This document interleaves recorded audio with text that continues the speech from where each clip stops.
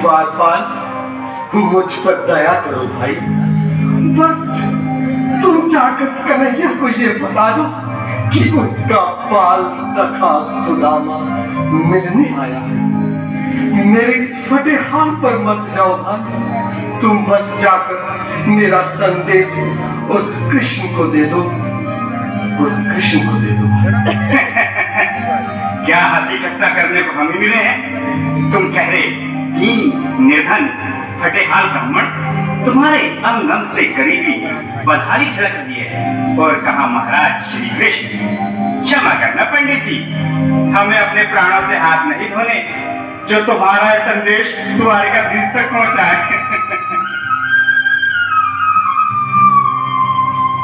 न सर पे है पगड़ी, न तन पे है जामा, बता दो कन्हैया को नाम है सुदामा।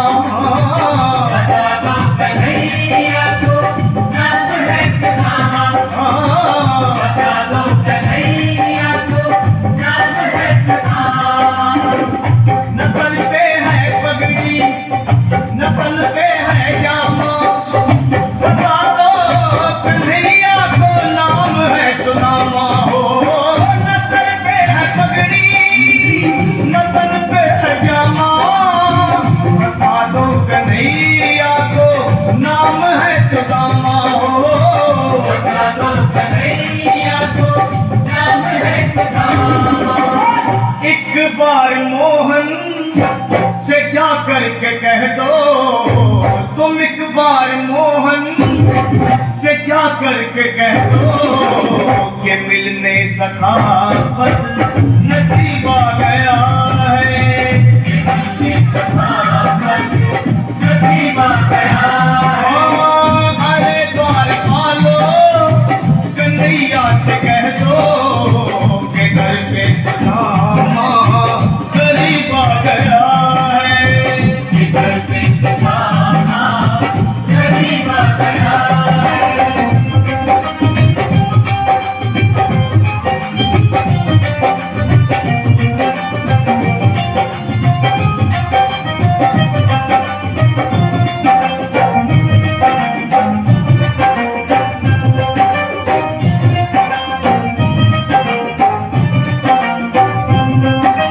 सुनो भाइयों, अब मेरी भी सुन लो। जब तक मेरा संदेश उस द्वारकाधीश तक नहीं पहुंचाती, तब तक मैं यहीं बैठा हूं, चाहे मेरे भूख प्यास से प्राण ही क्यों न चले जाए।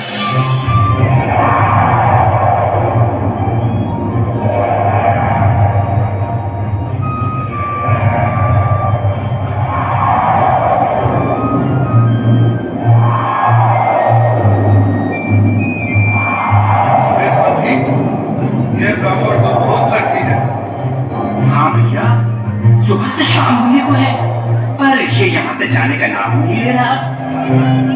अरे देखो तो सही, इसकी देह कैसे कांप रही है। लगता है जैसे प्राण हाथों पर रखे हैं।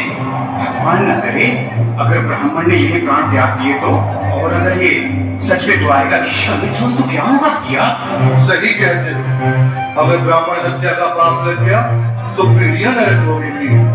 अगर महाराज का मृत्यु हुआ तो मृत्यु दंड का भय। अपनी आने वाली पीढ़ियों को नरक में डालने से तो ये संदेश पहुंचाना ही ज्यादा अच्छा है। क्यों ना महाराज का संदेश पहुंचा दें। ऐसे करो, तुम जाओ भैया। तुम जाओ भैया, तुम उम्र में बड़े ठहरे, मेरी बात को समझो, तुम ही जाओ। देखो भाई, मैं ठहरा बाल बच्चेदार परिवार वाला, मेरे बूढ़े माँ बाप हैं, तुम ठहरे कुंवारे अकेले। अच्छा, मैं ही जाता हूँ।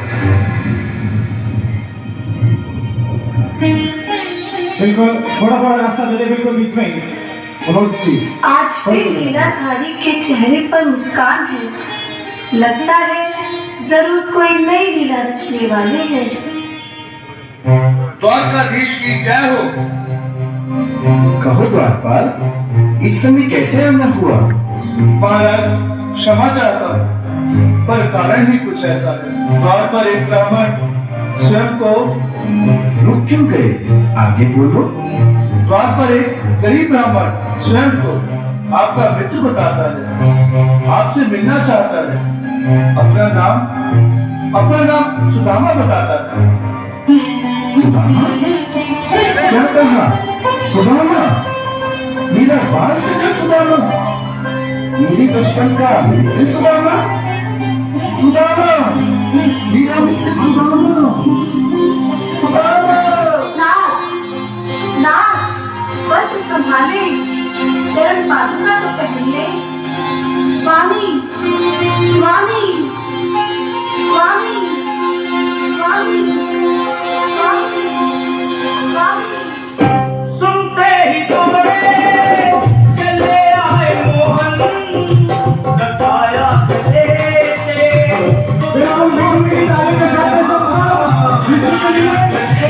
क्योंकि बाल सफा से मिले, साक्षात कृष्ण भगवान है।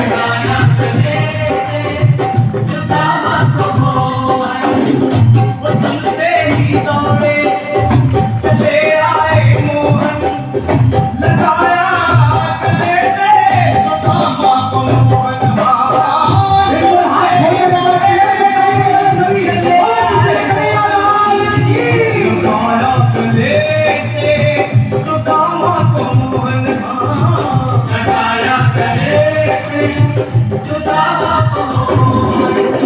हुआ रुक्मणी को बहुत ही अचंभा, हुआ रुक्मणी को बहुत ही अचंभा।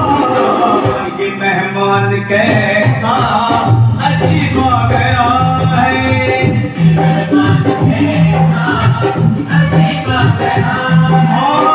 हुआ रुक्मणी को बहुत ही अचंभा।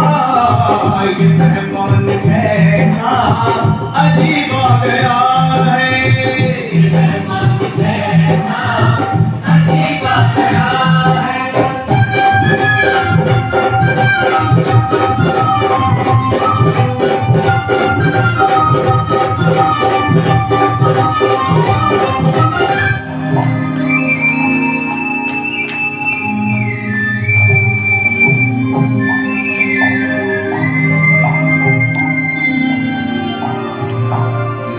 आओ सुदामा, आओ, चले आओ, इस महल को अपना ही समझो। मेरी बात सखा, शर्माना कैसा? चले आओ। रुक्मणी, रुक्मणी, मेरे मित्र के स्वागत की तैयारी करो। घबराओ मत। सुदामा, सिंहासन पर बैठो। नहीं, नहीं, मैं आपके सिंहासन पर कभी नहीं महाराज। ये पाप मुझसे न होगा। ये द्वारकाधीश, मैं निधन, बदनसीब, बदकामा, तुझकामा, आपके चरणों में कैसे हूँ तो मेरा सौभाग्य होगा। हे दीनानाथ, हे दीनानाथ, हे दीनानाथ। सुदामा, मुझे महाराज कहकर प्रताड़ित न करो। मैं संसार के लिए द्वारकाधीश हूँ, पर तुम्हारे लिए सिर्फ तुम्हारा बाल सखा हूँ। मुझे बचपन की तरह कृष्ण, कन्हैया या मोहन कहकर पुकारो।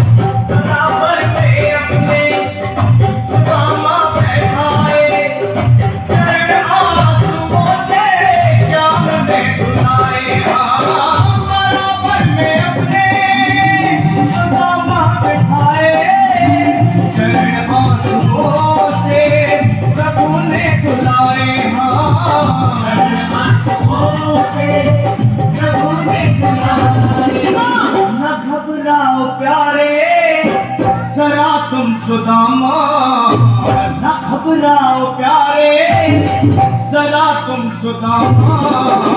खुशी का समा तेरे करीब आ गया है, खुशी का समा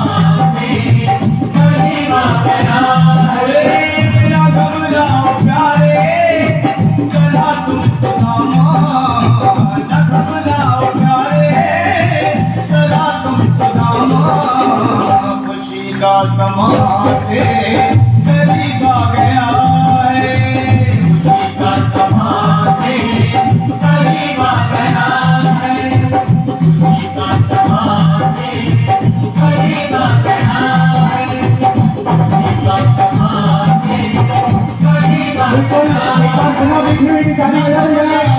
है।